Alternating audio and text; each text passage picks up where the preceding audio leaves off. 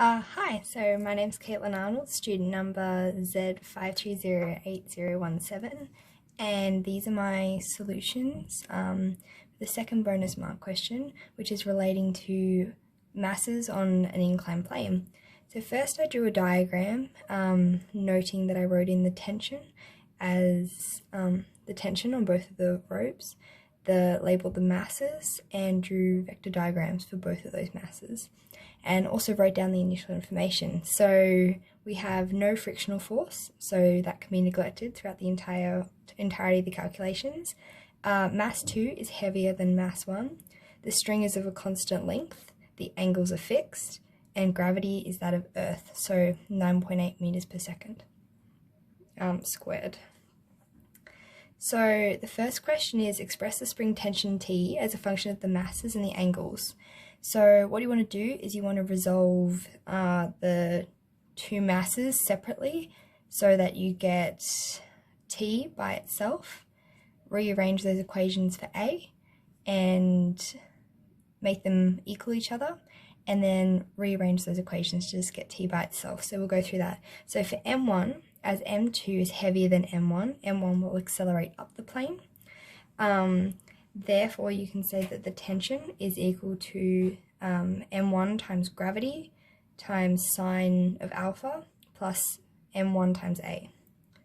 Then you go for mass 2. As mass 2 is heavier than mass 1, mass 2 will accelerate down the plane. So then you'll get the equation tension is equal to M2G sine of beta take M2A.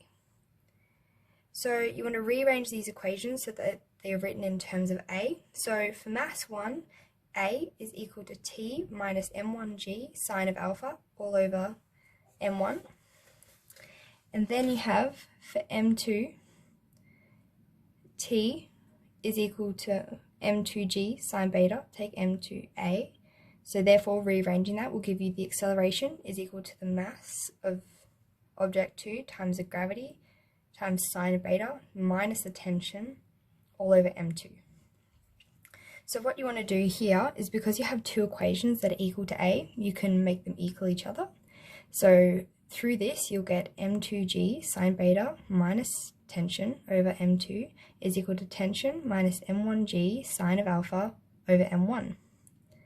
Now rearranging these equations, you will eventually end up with tension equaling M1 times M2 G bracket sine alpha plus sine beta bracket all over bracket M1 plus M2 bracket newtons. And that's the tension found in the spring, the masses on the inclined plane.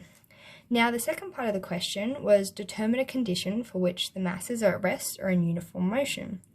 So if masses are in rest or if masses are in uniform motion, we can assume that the acceleration is 0. So through this, we take the equations that we found for acceleration for mass 1 and acceleration for mass 2 above, and down here we make them equal to 0.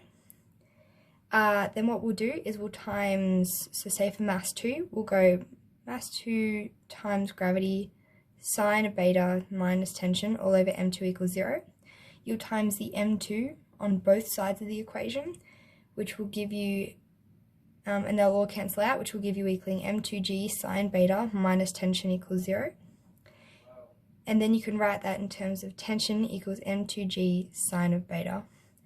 Now the same on the other side, you'll get tension equals M1G sine of alpha. Then you can make these two equations equal each other because the tension is the same. You'll get mass 2 gravity sine of beta equals mass 1 gravity sine of alpha, which will give you the ratio sine beta over sine alpha equals mass 1 over mass 2. And this is the condition for which the masses are at rest or in uniform motion.